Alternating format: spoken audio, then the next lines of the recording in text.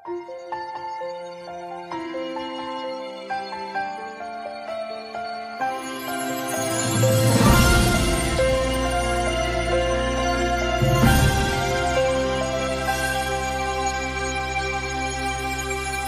di ngayon ang panahon na para sa iyo, huwag maiinip dahil ganyan ang buhay sa mundo. Huwag mawawalan ng pag-asa, darating din ang ligaya. Ang isipin mo'y may bukas pa na mayroong saya. Kapigo ay hindi hadlang upang tumakas ka.